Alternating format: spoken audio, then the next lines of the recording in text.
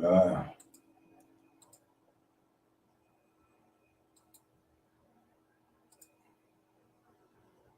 uh,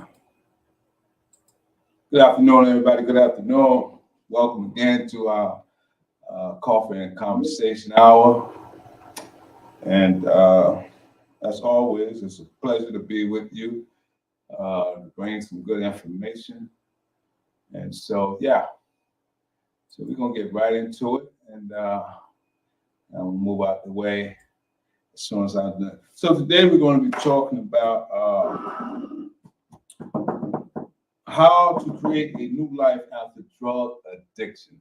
Let me put that on the screen. It's scrolling at the bottom of the screen, and you can go online and retrieve this information. This article was brought to us by the recoveryvillage.com.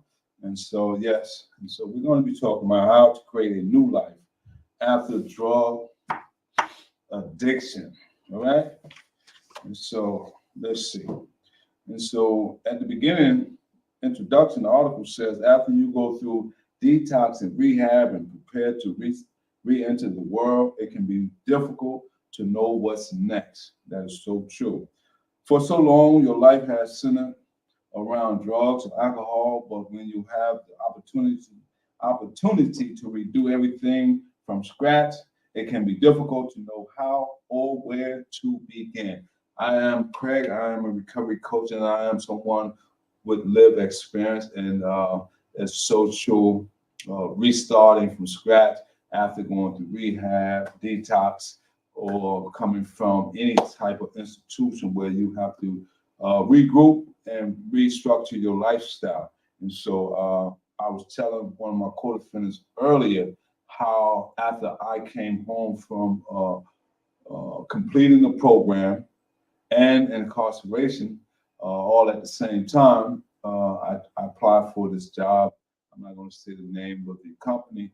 And so I didn't get the job because I just came home and just restructured my life. And the reason why I didn't get the job, the person told me that I didn't have a credit score.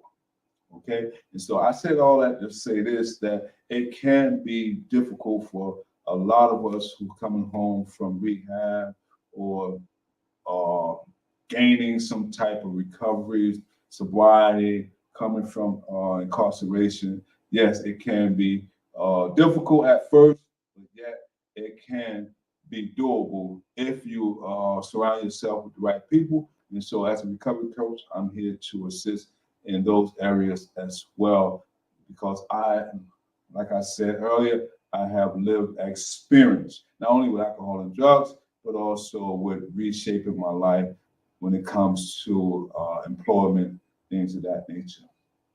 All right. And so it says to help you stay sober, we're taking some common concerns about your life after recovery and responding with advice from experts and people who have been in your shoes. All right. So this article is based upon people, as the articles just stated, people who have lived in our shoes, somebody with lived experience. So the next subject we want or topic we want to talk about, and that is how can I repair the damage I've done at work?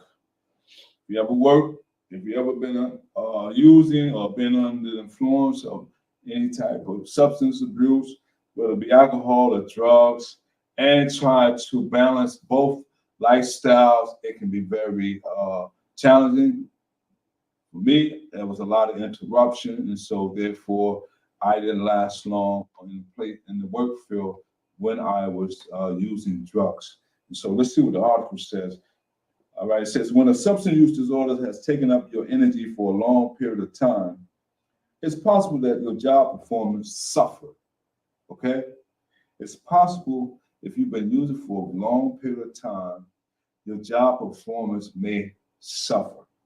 Suspending your time focus on work can give you a renewed sense of work and a way to fill your time. Remember, though, that being a workaholic can be unhelpful to you. You can easily burn yourself out or become so stressed that you turn back to substance to cope. All right. So, especially in this field, we talk about self-care a lot. We talk about the importance of not to overdo things, but we also talk about to not get in complacency mode of being bored. And so, a lot of times it's good to work. All right. What's up? All right. It's good to work, but it ain't always good, to become a workaholic. So it says also, if you became unemployed while you were using, look at the section titled, How Do You Find a Job After Entering Recovery? We're going to talk about that as well. And so the next topic is, where can I find a sense of community? All right. It says groups like Alcoholic Anonymous, AA, Narcotic Anonymous, NA, Smart Recovery, or other meetings can provide solace and a feeling of community on a regular basis. This way, you don't feel as if you're alone in your struggles or experiences. AA and NA will also help you find a sponsor, someone to turn to when you're fighting cravings. Once you feel confident enough, you can also sponsor someone else, which many people find to be helpful with their own sobriety. And so it's always good to give back. It's always good to share, to help somebody along the way if you can. And so article says AA, NA, Smart Recovery, groups like those, making meetings, um, finding people that are relatable, who willing to help you along your journey. They are a good community to be involved with. And then as you begin to grow and get better in your lifestyle, you're able to give back to someone else, pour in someone else's life. All right. So the next topic we want to talk about, and so we have today, just walking the room. Hey, my name is Giovanni, everybody. Giovanni is here with us as well. And so the next topic we want to talk about is, what kinds of activities can take the place of drugs in my life? Good question. What kinds of activities can take the place of drugs in my life? And so as I'm reading this, I'm thinking about what kind of activities that I chose to take the place of using drugs. And so one of the things was not only to become employed, but also I went back to school. And so by me going back to school, I had a lot of homework to do. So I had a lot of reading to do. I had to learn more about computing, researching. And so those were some of the activities that I had to do. I had to, believe it or not, I went and got a library card. And I thought it was cool just to get a library card, being able to have access. Not only, I mean, it's a public library, but in order to get on the computer, you have to have a library card. So these things, I looked at those as constructive things that I utilize to take the place or some of the activities in place of using drugs. So if I'm studying, I'm reading books, doing paper, homework, I don't have time to be utilizing drugs, using drugs, looking for drugs, because my mindset is on getting good grades and working at the same time. And so it's possible. A lot of times people may, the thing about what I'm talking about is that being able to challenge yourself, push yourself to new limits, new heights. At first it may be a little murky. You may look at it and say, man, this is tough. I don't know if I'm going to do it. I'm be able to make it. But if you keep going and keep going, eventually begin to incorporate new activities. So, Giovanni, you feel like reading that part? Well, what kind of activities can take the place of drugs in my life. However, your whole life can revolve around work or recovery. You will also have to have fun, which is still possible without substances. As Meredith says, my idea of fun continues to change as I try different things and have new life experiences. I usually have the most fun with other people, doing things like playing volleyball, listening to live music, going on bike rides, playing board games, going to improv shows or the movies, bonfires, swimming, and taking day trips out of town. I'm able to have fun when I am alone too, doing things such as yoga, baking, and do-it-yourself craft. Ultimately, though fun is about your attitude, I could probably have fun doing anything if I was with the right people and had a positive mindset or attitude. Wow, that's heavy. The person who was speaking during this article says, I could probably have fun doing anything if I was with the right people and had a positive mindset or attitude. And that's so true. You know, if you surround yourself around people who are doing uh, big things in life or doing positive things in life, who are refraining from negativity, uh, there's no limit to what we can attain in life. And so I remember one time I was in church and one of the sermons my pastor preached, he says, your attitude determines your aptitude. And so, and what he was saying is, if you take on the right attitude, characteristics, and demeanor, you can go real high, exceed the expected limitation that one may put on you or you may put on yourself. And so, your attitude can determine your aptitude. All right? That's good, man. Thank you for reading that. I appreciate that. Oh, there's more. So, the rapper Eminem also battled with a substance use disorder that centered around painkillers. After he went through a detox and entered recovery, he had trouble sleeping without using drugs. He began to run 17 miles per day and using exercise DVDs too. This approach will work for you as exercise creates that endorphins that substances once supplied, and if you join a class or some sort, you have access to a new social circle. Wow.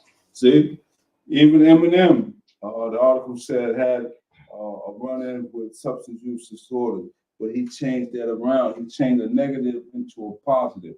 And so that's the whole gist of what Giovanni just read is that you can change your life around, change your trajectory around if you get involved with some positive activity and replace it, all right, from the negative ones. The next topic we want to talk about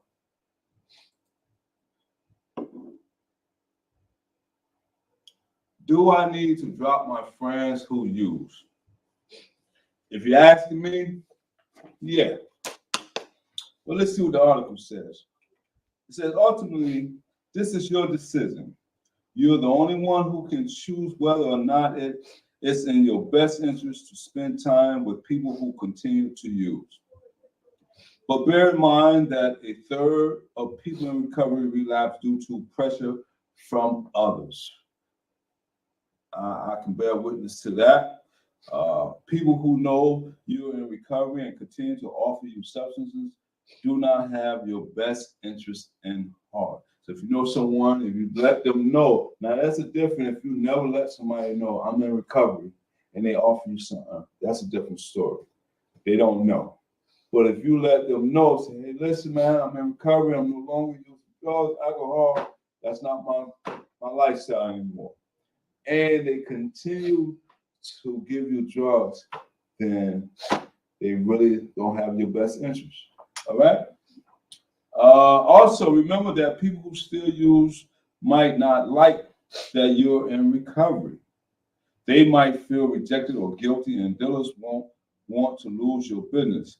If you decide to keep seeing people who use, there are certain facts to keep in mind and certain skills you'll have to practice.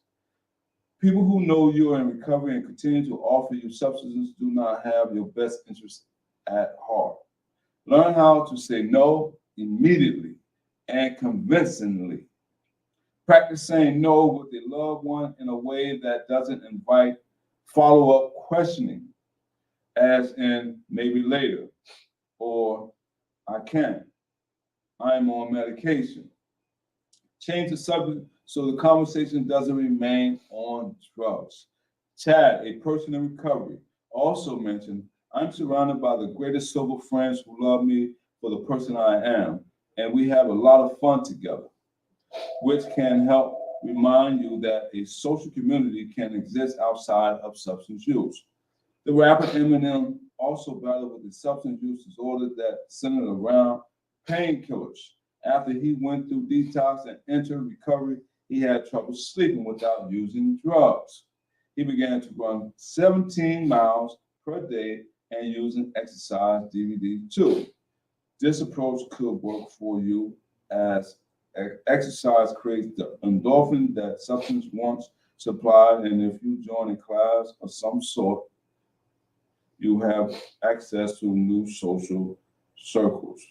All right? And so that is a repeated version of what Giovanni had read when it comes to the scenario or the lifestyle of the rapper Eminem.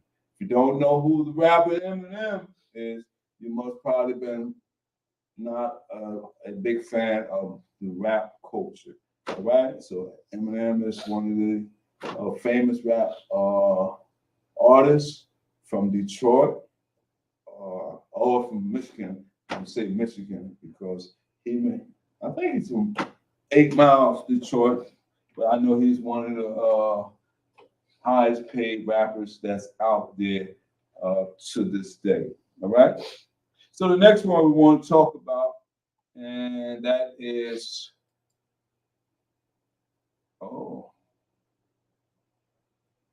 and I believe that's the last.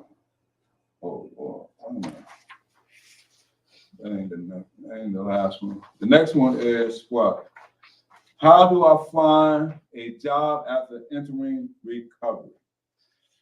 You want to read something? Okay. All right. How do you find a job after entering recovery? If you're intimidated by the idea of trying to find a job after rehab, there's less you have to worry about than you think.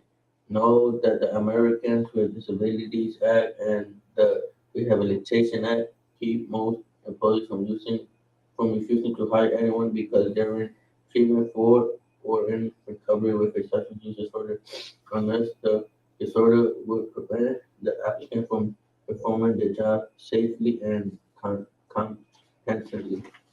Mm-hmm. Furthermore, employees are not permitted to ask whether or not a job applicant has ever abused substances, has had a substance use disorder, or has been in through rehab. However, an employer can rescind an offer or employment based on a positive drug screening. So be sure that you're going into a job interview with a clean record or paperwork, noting the reason for any potentially positive results. You also have the right to take medical leave for substance abuse treatment if you need it under the Family Medical Leave Act, FMLA, but you must have been worked for a covered employer for at least 12 months and worked at least 1,250 hours in that time. Your employer also has to provide reasonable accommodations to help you with recovery alongside your job, including making a schedule that allows you to attend treatment. These laws only apply if you're not currently using substances, so staying sober is key. Staying sober is key. All right. That is so major. And also, as he read, a person would allow you to work if you can do the job safely and competently. All right, we never want to send anyone on a job site, encourage anyone to go on a job site consciously knowing that they are still using drugs, because a lot of things can happen on a job site when you are under the influence of any substances, whether it's alcohol or drugs. You're not alert, you're not aware. There's mind altering substance, and so you may not be alert. And so one of the things that's why when people work, especially with power tools and power equipment, OSHA requires that one be skilled and be tested before they can operate certain machinery. All right. So the next topic we want to talk about: how do you repair your relationships? All right. It says when you have a substance use disorder, your relationships, romantic and otherwise, will suffer. To mend them in your time of recovery, consider involving your loved ones in your treatment. Research has shown that when you do, the treatment itself can be more successful. It's also important to remember that substance abuse disorders result in a loss of trust. To repair the relationship, you have to repair the trust. It will take time, and the amount of time varies from person to person. Honestly and open communication help to pave the way for a better relationship in the future. And one day, if both parties work at building a new foundation of trust, the wall between you will disappear. And lastly, we're going to share, and that is which living environment is best. And the article says when you enter recovery, it may be to your benefit to try moving into a sober living environment. Okay? Sober living environment. All right? Studies have shown that people living in such a house for a long period of time, between 15 to 17 months, saw higher attendance in educational settings, more days spent working, and more days spent taking necessary medications. Other studies have shown that the better your life and recovery is, the less likely you are to relapse.